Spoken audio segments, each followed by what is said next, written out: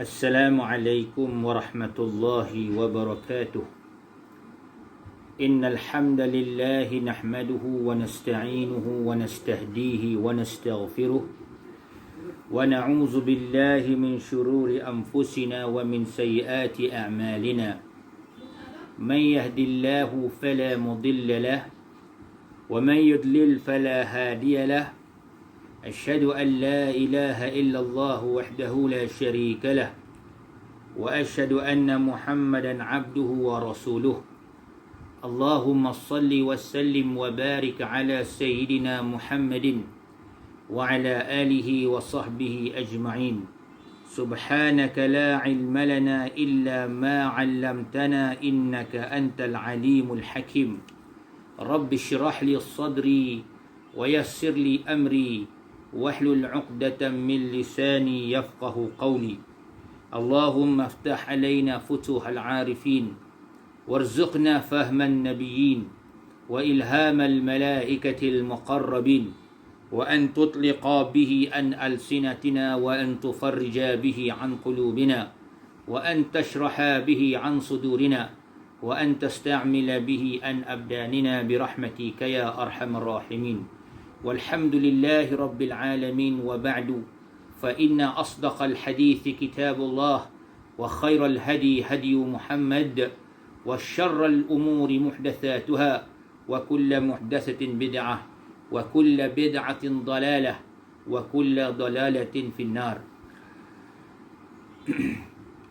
Muslimin dan muslimat yang dirahmati Allah Subhanahu wa taala, pertama-tamanya dan yang paling utamanya, marilah sama-sama kita mensyukuri nikmat Allah Subhanahu wa taala kerana kita masih lagi diberikan kesempatan untuk berada di dalam majlis ilmu, majlis yang disukai oleh Allah, oleh Rasul, para malaikat dan orang-orang yang beriman. Walaupun kita masih berada dalam musim PKPB dan semuanya sedia maklum atau umumnya sedia maklum, seluruh masjid dan juga surau walaupun dibenarkan buka, namun bilangan para jemaahnya dihadkan dengan bilangan yang begitu sedikit. Bahkan juga tiadanya majlis-majlis ilmu atau majlis-majlis keramaian seperti biasa yang dilakukan sebelum ini. Namun majlis ilmu tetap juga berjalan. Jadi tuan-tuan dan puan-puan tidak payahlah pergi ke sana ke sini, ke sana ke sini untuk mendengar kuliah. Hanyalah kita berkuliah ataupun mengadakan majlis ilmu secara online. Muslimin dan muslimat yang dirahmati Allah sekalian, kita mengharapkan mudah-mudahan pertemuan kita pada kali ini dan dengan cara begini masih lagi memperolehi manfaat, memperolehi faedah, malahan memperolehi pahala yang besar sisi Allah. Dan seperti mana kita berada di dalam majlis ilmu itu sendiri yang dinaungi oleh sayap para malaikat. Dan saya mengucapkan terima kasih kerana pihak Surau Al-Amin Bandar Tun Hussein Aun masih lagi sudi menjemput saya untuk menyampaikan kuliah maghrib, yang mana kita menyambung semula pengajian kita, iaitu 50 tanda-tanda orang munafik. Muslimin dan muslimat yang dirahmati Allah Subhanahu wa taala, kali ini kita masuk tanda yang ke-16. Tajuknya ialah mencaci maki. Semua orang tahulah mencaci maki itu apa dia. Mencaci maki ni perbuatan yang negatif, akhlak yang buruk dan salah satu daripada tabiat atau perangai orang-orang munafik atau sifat-sifat orang-orang munafik, orang yang suka berpura-pura menunjukkan diri mereka itu beriman tetapi menyembunyikan kekufuran dan kebencian mereka terhadap agama dan terhadap Islam itu sendiri. Perbuatan mencaci maki atau menyakiti seseorang Muslim adalah dilarang di dalam Islam. Kita maki orang, kita panggil dia bodoh, kita panggil dia bangang, kita panggil dia bahlul. Dan itu contoh-contoh ucapan yang saya sendiri pun kadang-kadang tak tergamak kita nak mengucapkannya, apatah lagi tidak pada tempatnya dan selayaknya. Kerana boleh menjejaskan nama baik dan maruah orang. Pertamanya, orang yang maki itu sendiri orang akan pandang, tengok lidah si Polan itu, mulut si Polan itu suka sangat mencaci maki orang. Siapa orang dia tak maki? Semua orang dia maki ni. Orang baik pun dia maki, orang tak baik pun dia maki. Kalau lah orang baik pun dia maki, orang soleh pun dia maki, maka bayangkanlah orang yang lagi tak baik lagilah senang mendapat maki hamunnya itu dengan begitu mudah. Kadang-kadang orang tak bersalah pun dia maki hamun.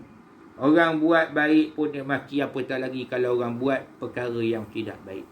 Maka menyakiti orang dengan perkataan yang menyebabkan orang mendengarnya ditujukan kepadanya pula terasa hati, iaitu perkataan yang berbentuk caci maki.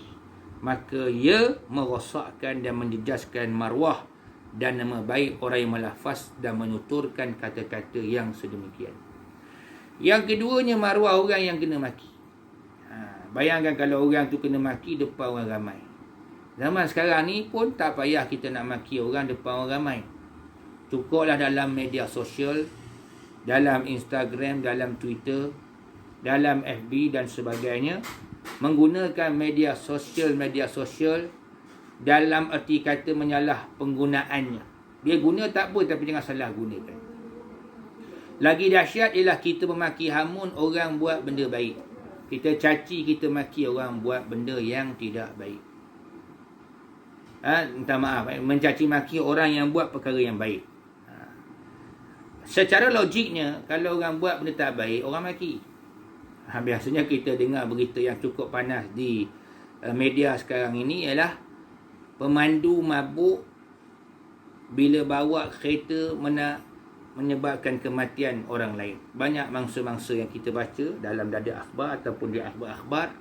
Dan sekarang yang cukup masyhur sekali ialah akhbar melalui media elektronik, iaitu melalui internet.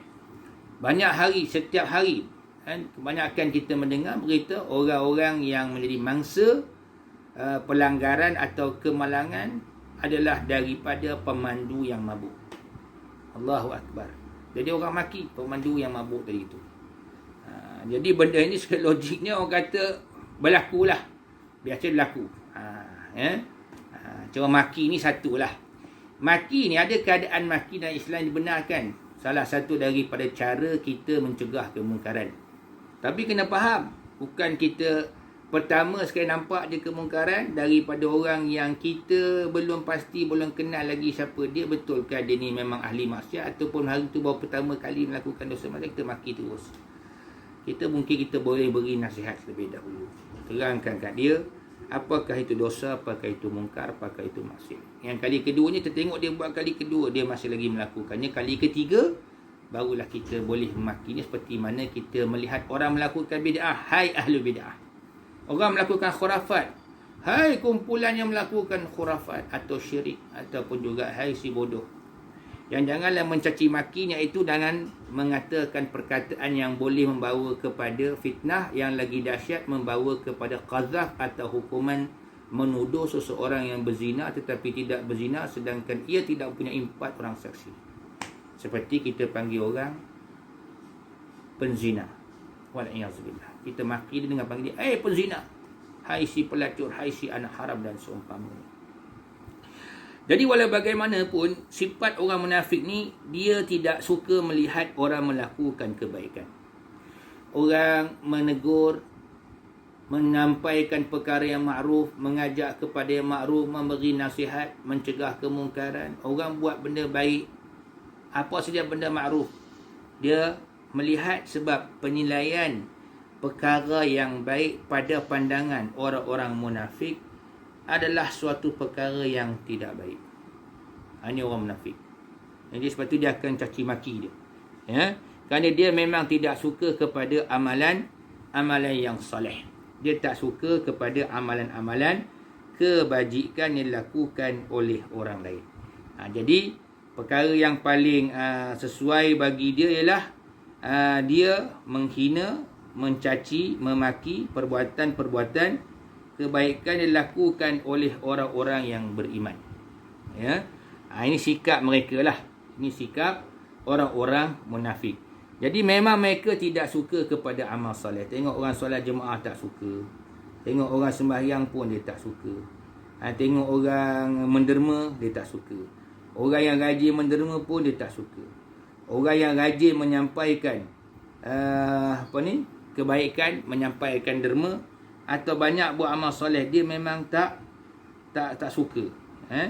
Dia kerja dia ialah mencaci memaki orang-orang yang beriman. Contohnya kalau kita buka dalam surah At-Taubah ayat yang ke-79, ya. Apa kata Allah Subhanahu wa ta'ala? Allazina yalmizuna al-mutawwi'ina minal mu'minina fi sadaqat. Allazina yalmizuna al-mutawwi'ina minal mu'minina fi sadaqat. Maksudnya orang-orang munafik dia mencela sebahagian daripada orang-orang yang beriman mengenai sedekah-sedekah yang mereka berikan. Orang-orang yang beri sedekah tu pula orang beriman, orang miskin. Wallazina la yajiduna illa juhdahum, yang mereka tidak memberikan sesuatu itu melainkan secara sukarela, dan juga apa yang mereka berikan itu pula tidak hanya sekadar apa yang ada. Maknanya memberi sekadar yang ada. Wala yajiduna illa juhdahum. Wallazina la yajiduna illa juhdahum fayaskharuna minhum. Maka apa mereka buat? Serta mereka mengejek-ngejek orang yang telah berikan sedekah tersebut. Kononnya, sudahlah sedekah yang kau sampai tu, dalam bahasa sekarang ni cipu sikit je, kan? Aku pun tak heran lah. Ni, ya? Kemudian apa kata Allah? Sakhirallahu minhum. Allah mengejek mereka. Walahum azabun alim, dan bagi mereka itu azab yang sangat pedih. Wal'iyazubillah. Baik. Berdasarkan kepada ayat ini, apa juga kebaikan dilakukan oleh orang-orang yang beriman? Mutawwi'in, secara sukarela. Tak pernah pun ada orang paksa. Tak ada pun sampai orang force suruh buat sesuatu kebajikan, derma, amal soleh. Kadang-kadang kita lihat banyak orang buat amal soleh, pergi solat jemaah, mungkin dia pergi cara sukarela, tak ada paksa pun. Tapi dia tengok dia, alah, orang surau ni aku tengok memang meluat sungguh, benci aku tengok orang surau ni. Tu orang yang pergi majlis ilmu tu, ustaz-ustaz yang mengajar tu, bukan semuanya betul belaka. Ini sifat orang munafik. Sifat orang munafik ni, dia angkuh, sombong, campur takbur, maka dia akan mencaci maki, merendah-rendahkan orang lain. Ingat tu. Kita yang bernama sebagai seorang agamawan, ahli ibadat, orang surau, orang masjid, jangan pandang lekeh, jangan pandang rendah kepada orang lain. Lebih-lebih lagi pada orang yang banyak buat kebaikan, yang nak buat kebaikan.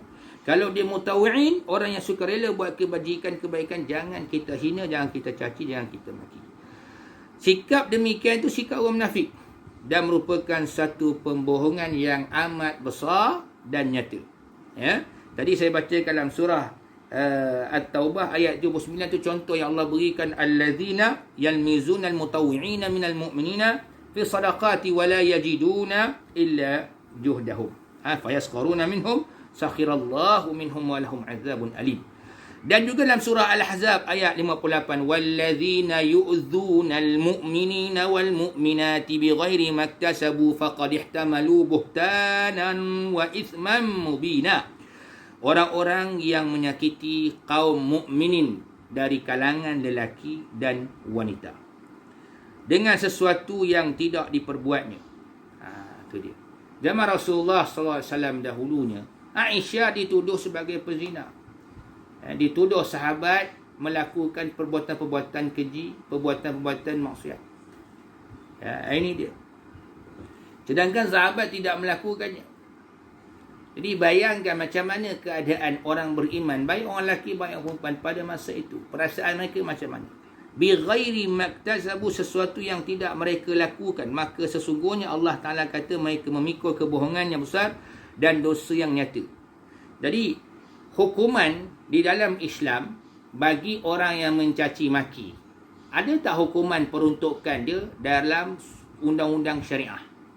Atau syariah law lah kita kata. Jawapannya ada. Jawapannya ada. Tambah zaman sekarang ni, kalau diimplementasikan, dilaksanakan hukum syarak ataupun syariah law, maka undang-undang itu berdasarkan begini. Hukuman mencaci ni, dia akan melihat siapakah orang yang dicacinya, maka hukumannya akan lebih teruk, lebih dahsyat sekiranya yang dimakinya itu Rasul. Nampak? Siapa memukul Rasul dan siapa yang menghina Rasul, memaki hama Rasul, maka hukuman lagi berat. Nampak? Dalam hadis Nabi ada sebut, man sabba nabiyan qutila. Man sabba nabiyan faqad qutila. Maka sesiapa yang menghina atau maki hamun nabi itu, maka hendaklah ia dibunuh. Itulah dia dalam hadis Nabi sallallahu alaihi wasallam. Rasul, nabi. Yang kedua, sahabat. Kalau sahabat dia kena ta'zir. Kena hukuman ta'zir, hukuman rotan, sebat.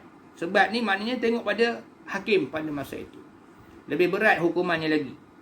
Cuma dia bawah sikit pada Nabi. Man sabba nabiyan faqtuluh. Siapa yang bunuh, siapa yang memaki Nabi, maka hendaklah dibunuh. Wa man sabba ashabi fadribuh. Sesiapa yang memaki sahabat-sahabatku, Nabi kata hendaklah ia dipukul. Jadi ta'zirnya dia kena pukul. Para ulama mungkin ta'zirnya bawah sikit hukuman pukulnya, had pukulannya mungkin bawah sikit pada sahabat. Kalau katalah hakim kata sahabat, kalau ada orang menulis artikel dia bercakap, ceramah, buat speech dan seumpamanya menghina sahabat, maka hukumannya mungkin 30 kali sebatan. Kalau ulama mungkin dia bagi 20. Kemudian ahli agama, macam contohnya orang-orang yang kita kata bawah sikit pada ulama, atau mungkin ahli ibadah, tuan imam, tuan bilal dan seumpamanya, maka mungkin hukumannya rendah sikit. Tetapi pokoknya mereka layak dan wajar menerima hukuman. Jadi hati-hati kita dalam menulis, berbicara dan berkata-kata, sama ada secara umum ataupun tidak. Kerana kalaulah kita lepas daripada hukuman dunia ini, maka jangan lupa kita tidak akan lepas dari hukuman akhirat. Wal'iyahzubillah. Islam ni, hadirin dan hadirat, tadi surah Al-Ahzab 68 saya baca tadi. Islam ni adalah agama yang universal, yang sentiasa mementingkan perpaduan. Menghina, memaki, mencaci, macam-macam lagi lah, boleh menggugat perpaduan. Apatah lagi kalau melibatkan soal kaum, soal agama. Setakat ni saya bukan nak resis lah, ataupun kita kata menyebelahi setengah pihak. Yang kita lihat dalam media sosial adalah penghinaan orang kafir, bukan Islam, terhadap agama Islam, terhadap orang Islam, terhadap ajaran Islam itu sendiri. Satu hari ini perlu pihak kerajaan, pihak pemerintah mengetatkan undang-undang, hukuman, dan mesti sentiasa peka, dan diadakan satu badan khas, pasukan khas bagi memantau perkara ini dengan lebih berkesan. Kalau ada pun, jadikan kita kata dia punya pemantauan tu dengan lebih ketat lagi, dengan lebih baik dan juga lebih berkesan. Hukuman juga hukuman yang boleh menginsafkan mereka yang melakukan kesalahan itu sendiri. Dan sekarang ni seolah-olah kita tengok jadi benda lawak, jenaka dan mainan saja. Hari ini kutuk, hina, maki, hamun, besok minta maaf.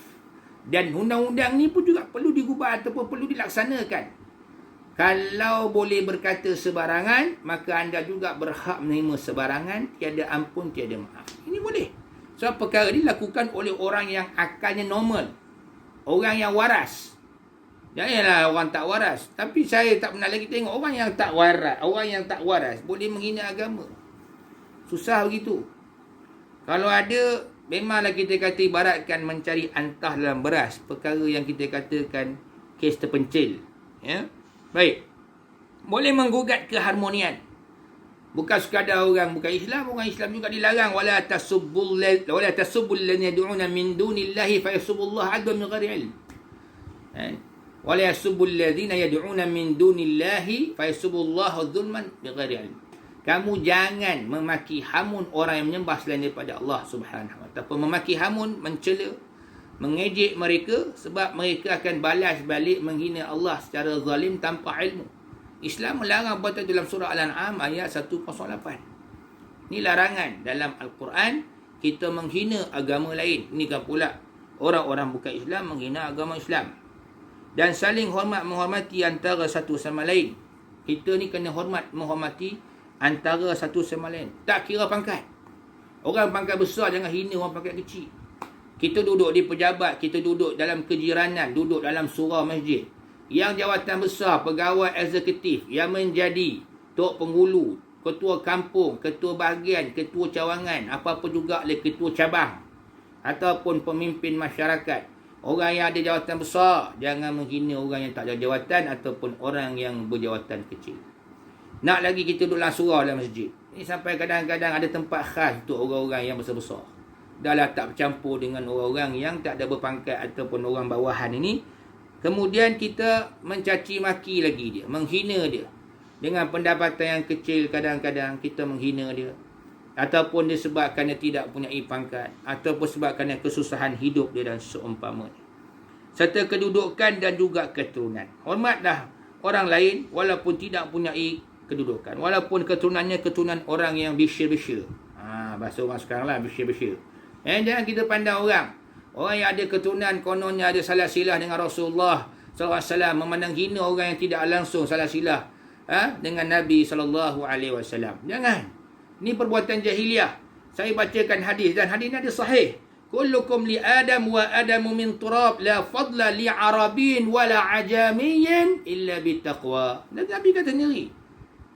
Apa Nabi kata? Kullukum li Adam wa Adamu min turab. Kamu semua berasal daripada keturunan Nabi Adam. Nabi Adam pula daripada tanah. Tidak ada keutamaan kelebihan orang Arab dan orang yang bukan Arab melainkan taqwa. Inna akramakum indallahi atqakum. Orang yang paling mulia sisi Allah ialah orang-orang yang benar-benar bertakwa. Kadang-kadang kita rasa kita ada keturunan salah silah dengan Nabi. Konon-konon kita hujung nama kita tu ada orang panggil, Arab panggil laqab. Laqab ni gelaran lah. Contohnya ada nama dia apa lagi? Al-Haddad, As-Saqaf, apa lagi? Macam-macam malah Al-Kaf. Jangan kita rasa kita bangga dengan gelaran tersebut. Keturunan kita tidak. Orang Melayu juga sama keturunan. Keturunan pahlawan, keturunan tu, keturunan ini. Jangan. Sebab Allah tidak mandang keturunan. Allah mandang ketakwaan. Kalaupun orang ni hamba kulit hitam tapi dia bertakwa macam Bilal bin Rabah. Nabi sendiri mendengar tapak kasutnya di dalam syurga. Suhaib Ar-Rumi seorang hamba walaupun berkulit putih.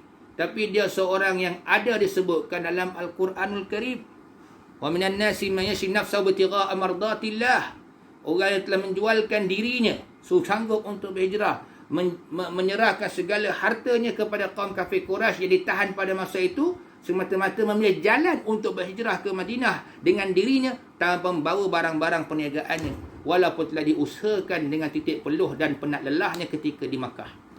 Allah puji mereka. Subhanallah. Tidak dikira manusia itu dari kedudukan, pangkat dan juga keturunan. Itu kena ingat sama-sama untuk diri saya dan diri kita semua. Apakah guna kalau kita punya gelaran namanya hebat, Al-Kaf, Al-Qadr, tapi sedangkan kita peminum Al-Quhul? Tak berguna langsung. Ini kita kena ingat.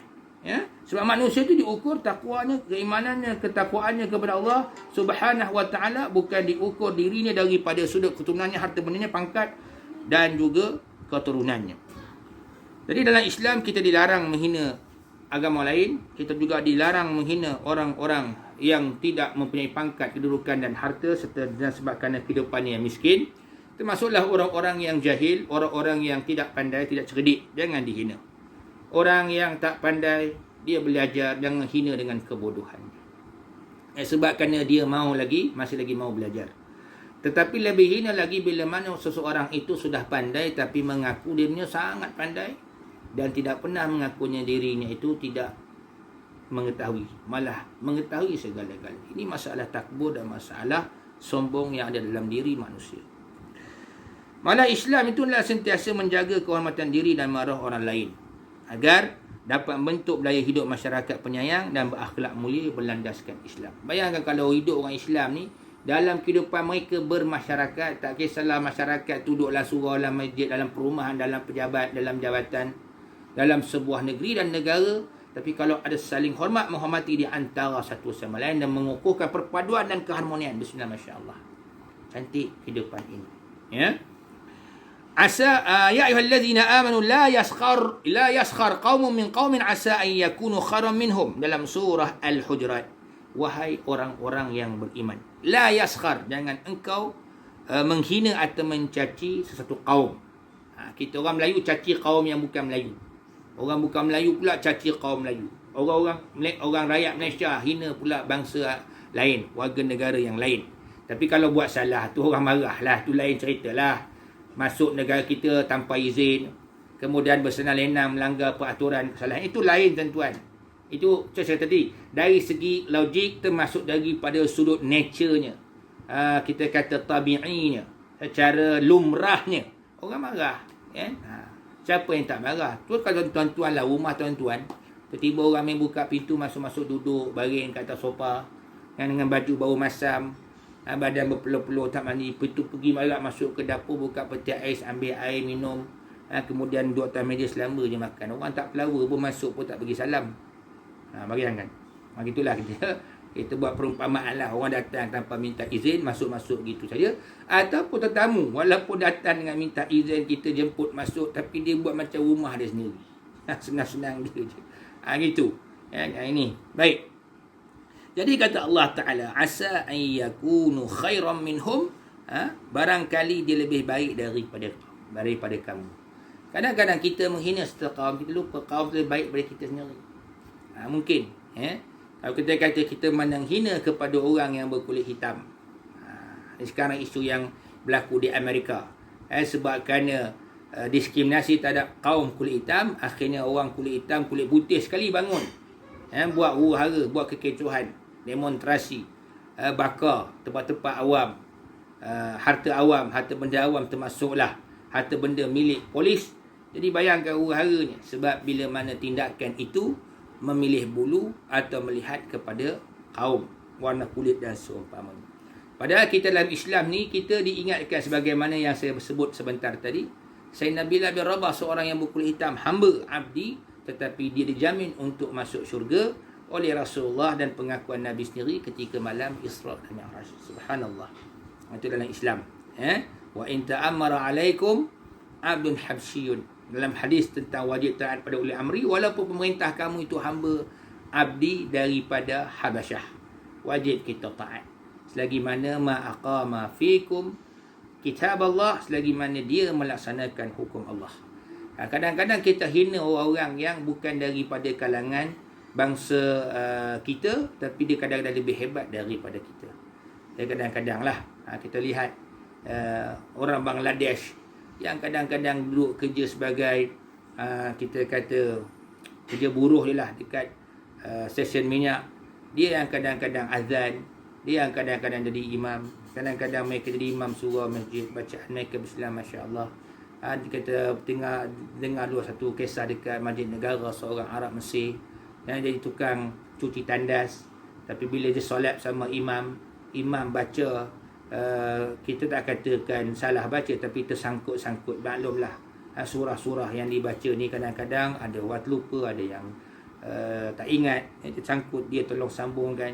Akhirnya orang tanya, belajar mana dulu? Dia kata dia belajar kat Al-Azhar, cuma kat Mesir susah nak bekerja.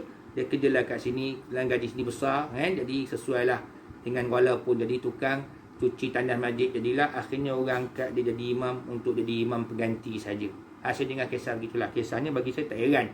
Kalau di Mesir, kita semayang kat kampung-kampung, di masjid-masjid mereka, tengok petani itu kadang-kadang buruh ataupun kita kata orang kampung nampak macam orang buta huruf. Pakaiannya pun kita kata selebet lah. Kalau bahasa kita, minta maaf kalau tak sesuai guna istilah itu. Tapi kalau imam tu tersangkut baca, dia tolong sambungkan. Sudah, Masya Allah. Kadang-kadang kita tengok dalam masyarakat kita sendiri pun, ulama-ulama mereka dengan orang bangsa Melayu, orang Jawi di tanah haram Makkah, yang mengarang kitab banyak-banyak, antaranya Syekh Daud Al-Fatani dan anak murid dan sebagainya. Baik, Rasulullah bersabda, la yanbaghi li sadiqin an yakuna la'ana. Hadis riwayat Imam Muslim daripada Abu Hurairah. Tak sepatut seorang sahabat baik itu mengutuk sahabatnya. Hadis daripada Imam Muslim, daripada Abu Hurairah, riwayat Abu Hurairah, hadis sahih Muslim. Kita bersahabat baik, jangan kita laknat dia, jangan kita maki hamun dia. Ni kadang-kadang persahabatan yang dibina cukup lama, daripada bangku sekolah lagi, sekolah rendah, sekolah menengah, sampai peringkat siti, kerja pun sama-sama. Ada perkara yang sikit je yang boleh menyebabkan kita bergeser ataupun bersisih faham, akhirnya kita maki-maki di antara satu sama lain. Laisal mu'minu bitta'anin wala billa'anin wala bilfahishi wala bilbadhi. Hadis riwayat Imam Muslim. Seorang mukmin tu tidaklah dia suka mencaci maki. Dia tak suka mencaci maki orang, kutuk orang, hina orang, hina amalan orang lain, hina mazhab orang lain, hina pegangan orang lain, dan dia tidak suka menghina, tidak suka buat keji, dan juga tidak suka bercakap perkara keji. Dalam Islam, setiap orang Islam itu dia bersaudara. terhadap sama muslim yang lain dan tidak menghina atau menganiaya orang lain. Jika seseorang itu menghina, mengutuk atau mengeji, maka dianggap dia berlaku jahat sesama muslim. Orang buat kebajikan, buat baik, jangan kita kutuk. Termasuk membenci perbuatan yang meninggikan syiar agama Islam dan melaksanakan hukum Islam dan melaksanakan syariat Islam. Sebab hari ni kita tengok wujudnya zaman label-melabel di antara satu sama lain dengan penghinaan kadang-kadang. Orang nak berjuang Islam negakkan hukum syariat, lebay. Orang panggil pula orang yang mundur, orang yang tolak kemajuan, anti kemajuan, teroris dan seumpamanya. Ya. Baik. Perbuatan mencaci maki sama muslim ni amat dibenci dan mendatangkan kemurkaan Allah Subhanahu Wa Taala. Hari ni orang bergaduh kadang-kadang dalam perkara-perkara furuk sampai boleh sanggup maki hamun. Tengok satu ustaz yang mengajar sekian lama dari kampung kita. Kita dah pergi belajar jauh, balik-balik kita komplain banyak hari ni orang kampung kita buat adalah sesat, perkara bid'ah dalam amal ibadah. Sebab bersadarkan pada ustaz-ustaz kampung yang sudah mengajar lama. Ada hinanya. Sanggup menghina orang dengan mengatakan dia sebagai ahli bid'ah. Orang yang bila disebut ahli bid'ah, maka dia berarti telah melakukan perkara sesat. Maka sesat itu tak tentu tempat neraka. Kalau semak balik apa yang sesatnya orang kampung sini buat, tengok mereka lepas solat berzikir ramai-ramai. Ni ajaran mana ni? Nabi tak ajar ni. Ni ahli bid'ah. Berarti kita menghina, mencaci, melabel orang yang buat baik. Walaupun bentuk kebaikannya yang dia buat itu berbeza dengan apa yang kita belajar ataupun berbeza dengan suasana tempat kita belajar di negara lain. Padahal wirid dan zikir itu sama, cuma caranya saja berbeza. Pendekatannya saja berbeza. Adakah semudah itu kita menghukumkan ia sebagai terkeluar daripada ajaran Islam ataupun sesat ataupun bid'ah? Ingat sama-sama. Bukan mudah untuk kita meletakkan satu label sesat atau haram atau syirik atau khurafat, melainkan setelah benar-benar hukum itu jatuh tepat pada tempatnya. Tepat pada tempatnya ataupun hukumnya betul-betul tepat kepada perkara yang dilakukan oleh seseorang. Bukan semudah itu. Para ulama yang besar-besar pun tidak mudah untuk menghukum seseorang itu ahli bid'ah dan seumpamanya. Banyakkan perkara-perkara khilafiah, perkara-perkara yang ulama-ulama besar tinggi berbeza pendapat mengenainya. Jadi jangan kita sampai berbalah-balah mencaci maki, menghina dan juga memburuk-burukkan serta melabel-labelkan orang Islam yang lain. Dan kan Islam itu agamanya satu, yang bezanya itulah kemungkinan mazhabnya, kefahamannya, alirannya. Sibabul muslimi fusuqun wa qitaluhu kufrun.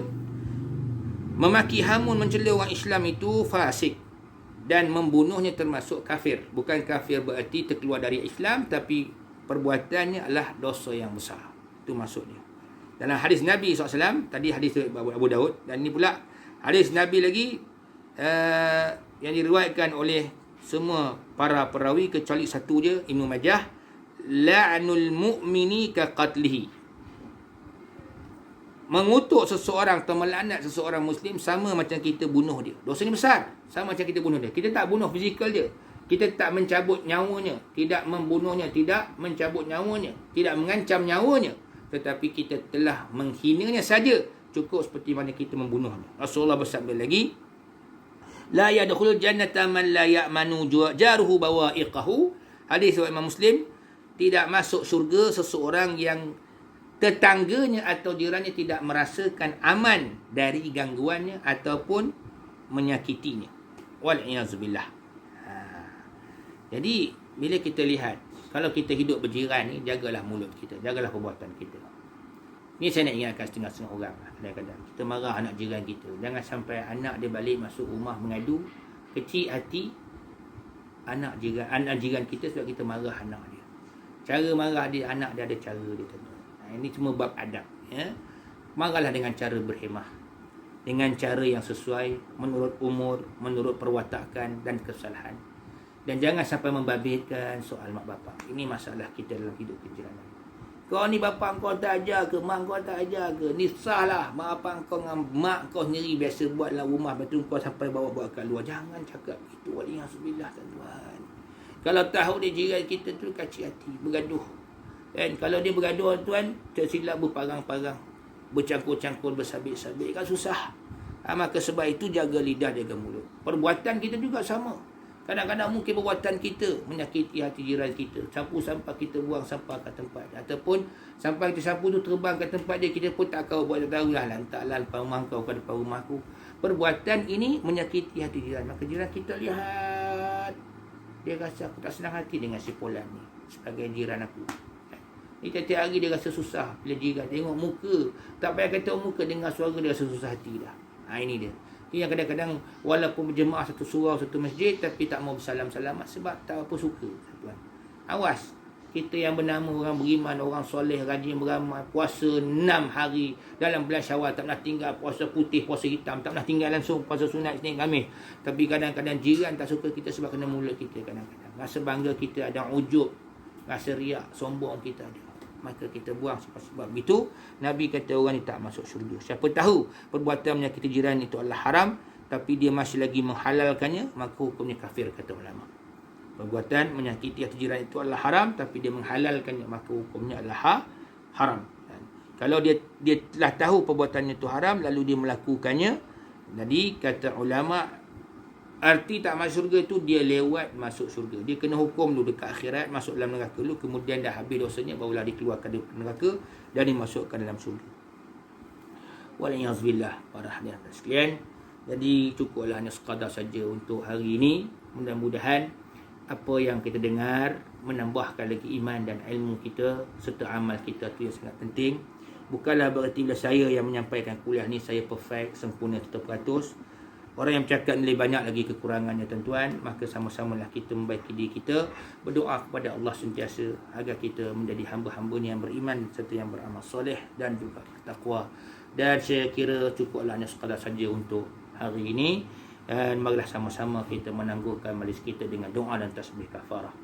A'udzu billahi minasyaitonir rajim. Bismillahirrahmanirrahim. الحمد لله رب العالمين والصلاة والسلام على أشرف الأنبياء والمرسلين وعلى آله وصحبه أجمعين اللهم أرنا الحق حقا وارزقنا اتباعه وأرنا الباطل باطلا وارزقنا اجتنابه اللهم اجعل جمعنا هذا جمعا مرحوما وتفرقنا من بعده تفرقا معصوما ولا تجعل فينا ومن معنا شقيا ولا محروما ولا مترودا ربنا آتنا في الدنيا حسنة وفي الآخرة حسنة وقنا عذاب النار وصلى الله على سيدنا ومولانا محمد وعلى آله وصحبه وبارك وسلم سبحان ربك رب العزة عما يصفون وسلام على المرسلين الحمد لله رب العالمين سبحانك الله وبحمدك أشهد أن لا إله إلا أنت أستغفرك وأتوب إليك وبالله التوفيق والهداية والسلام عليكم ورحمة الله وبركاته.